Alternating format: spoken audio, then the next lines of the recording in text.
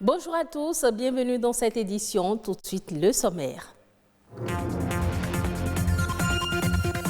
Mange pas à leur faim, 2 milliards de personnes souffrent d'insécurité alimentaire dans le monde. Ces chiffres interpellent sur la nécessité de produire davantage pour atteindre la faim zéro d'ici 2030. Les femmes sont de plus en plus autonomes et impactent le développement de leur pays. Elles s'investissent aussi dans le développement personnel pour réussir leur autonomisation. Une spécialiste nous en parle.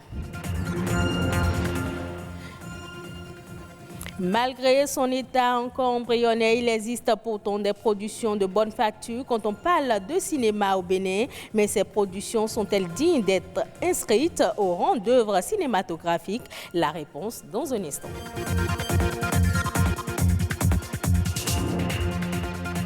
Alors que la production alimentaire s'accroît, de plus en plus d'individus souffrent de la faim dans le monde. Aujourd'hui, on estime à près de 2 milliards le nombre de personnes en souffrant d'insécurité alimentaire. Des chiffres qui donnent le tournis, mais qui interpellent sur la nécessité de produire davantage pour l'atteinte de la faim zéro d'ici 2030. C'est d'ailleurs pour cette raison que le 16 octobre de chaque année est dédié à une journée mondiale de l'alimentation pour rappeler que tous les êtres humains ne mangent pas à leur faim. Ulvaeus Balogun revient sur les défis liés à la situation alimentaire mondiale dans ce reportage.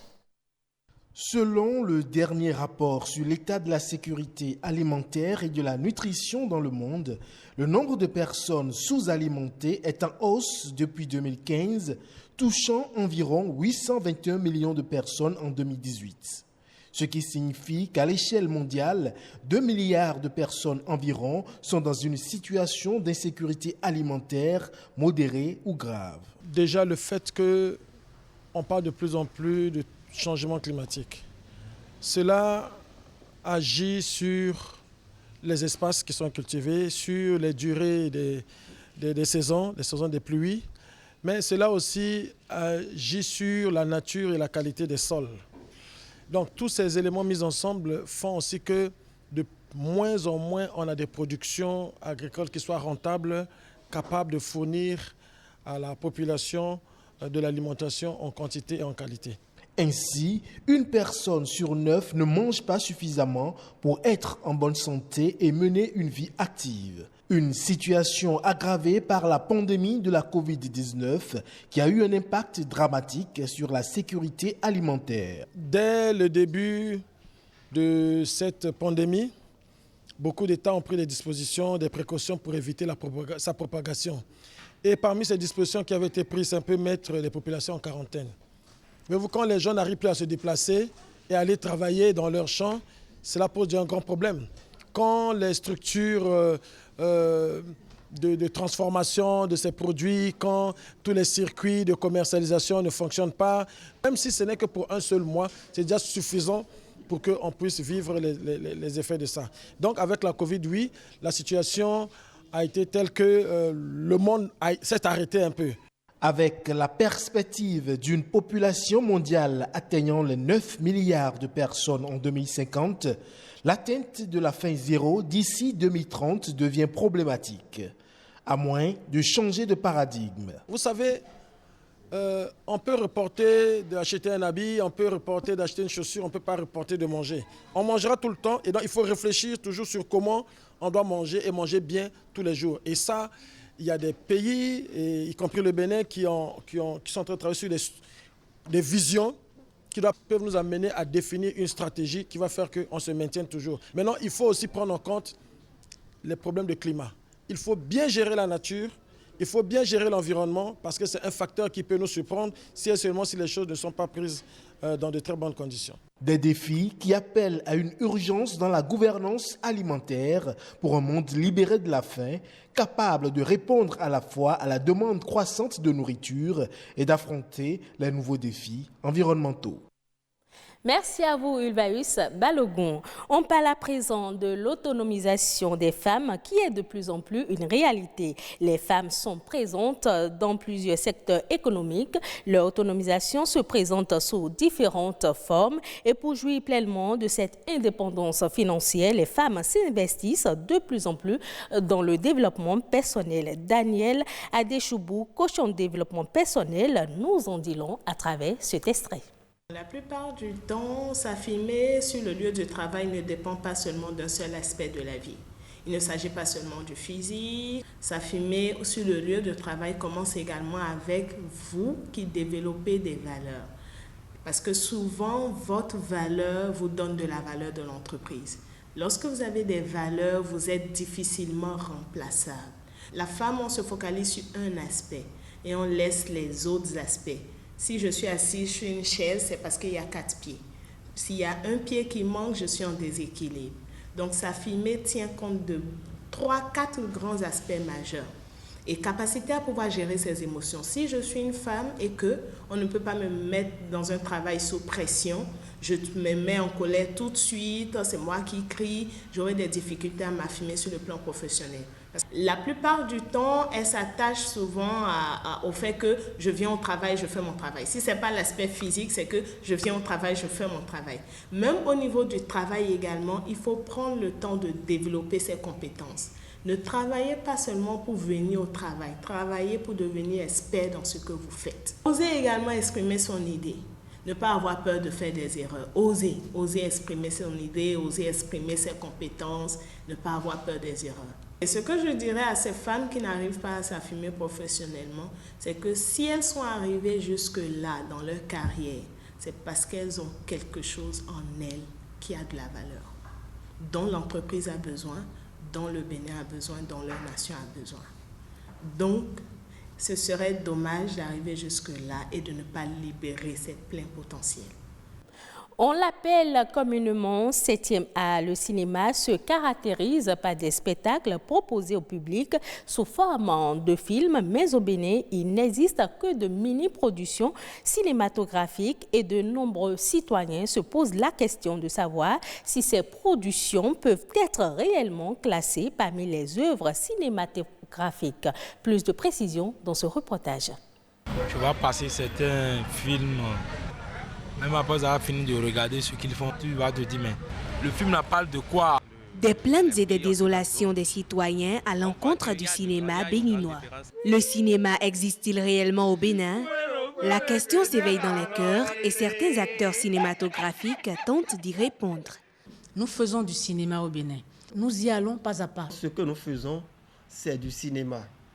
Et comme tout cinéma, il est parti d'un certain niveau, a évolué petit à petit et au niveau où nous sommes aujourd'hui. Pourtant, d'autres pensent que les acteurs béninois ne font pas encore du vrai cinéma.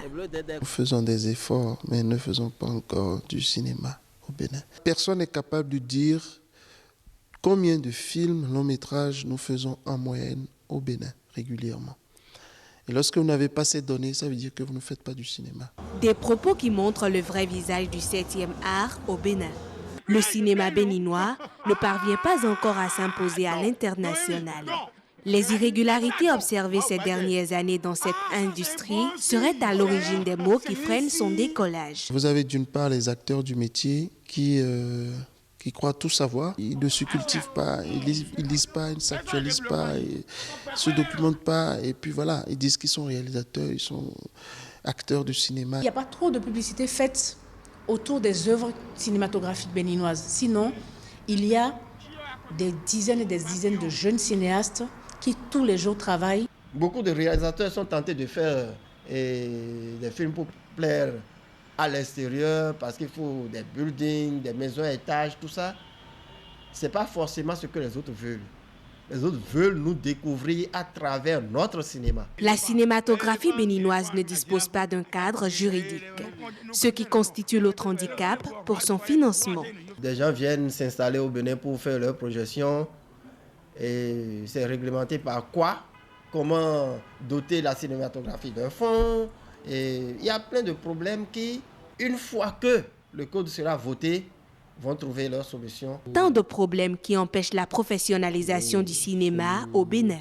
Des problèmes qui ne sont pas impossibles à solutionner. Si nous voulons véritablement faire du grand cinéma, nous sommes obligés de nous mettre ensemble. Sinon, nous n'aurons jamais les moyens de faire les films que nous voulons faire. Quand on n'a pas de formation, de stage, quand on ne nous envoie pas nous former, on est très vite obsolète. Il faut un coup de pouce de l'État. Il y a des merveilles dans notre pays, des merveilles que les gens voudraient bien connaître, mais qui malheureusement sont confinés dans l'anonymat.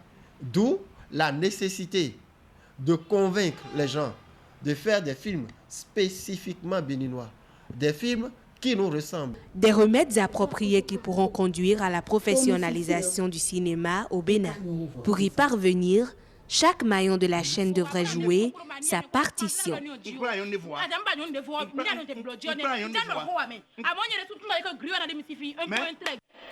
Les autres faits de l'actualité nationale, c'est dans La Nation Bref, réalisé par Amandina Niamboussou.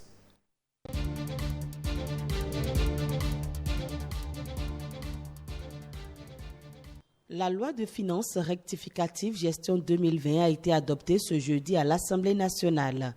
C'était à la faveur d'une session extraordinaire. Le budget de l'État remanié gestion 2020 a connu une hausse de 9,1% par rapport à la loi de finances initiale. Une hausse induite par la prise en compte au budget de l'État des dépenses d'urgence sanitaire, des transferts monétaires en soutien aux citoyens, aux entreprises, aux artisans et aux ménages, de même que par des mesures de facilitation d'accès au crédit d'une part et la mise aux normes des équipements et installations sanitaires d'autre part. Le gouvernement renforce le programme national de développement de la mécanisation agricole. Le Conseil des ministres de ce 14 octobre 2020 a décidé de subventionner l'acquisition des machines agricoles à céder aux producteurs. Au total, 600 tracteurs et autres machines agricoles seront achetés pour être cédés aux producteurs.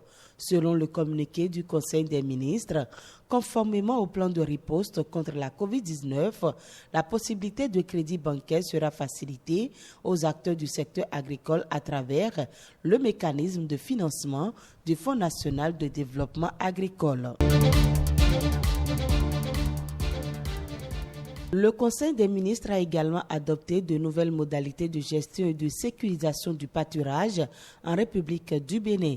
Le nouveau mécanisme est porté par un décret qui institue un comité national de gestion chargé de la mise en œuvre d'un plan national d'orientation et de développement des activités pastorales. Il est doté de démembrement au niveau départemental, communal ainsi que d'un comité technique dont les missions consistent entre autres à préparer, mettre en œuvre et suivre les activités de gestion du pâturage et surtout prévenir les conflits entre éleveurs et agriculteurs. À terme, le nouveau mécanisme va aider à réorganiser le modèle d'élevage pour préserver la sécurité des acteurs et de leurs biens en contenant notamment les mouvements des bêtes dans les départements et communes. En raison des conflits récurrents entre éleveurs et agriculteurs, les saisons de transhumance constituent un moment de stress. Il s'ensuit souvent des pertes importantes de culture et de bétail.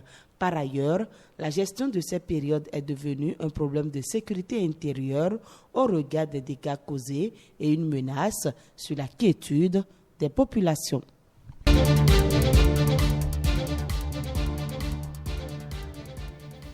Au Togo, les familles et amis constituent d'importants appuis financiers pour les entrepreneurs confrontés pour la plupart à la frilosité des banques commerciales. Ils sont les deuxièmes principaux bailleurs de fonds des entrepreneurs, d'après un sondage réalisé auprès de 350 très petites et moyennes entreprises et publié dans la feuille de route 2020-2025 du gouvernement togolais. 28% des patrons des entreprises sondées désignent leurs familles et amis comme principaux bailleurs. Ils sont dépassés de peu par les banques commerciales qui représentent 29%. Ces statistiques traduisent le déficit de financement structurant que déplorent surtout les jeunes entrepreneurs et qui bloquent leur ascension.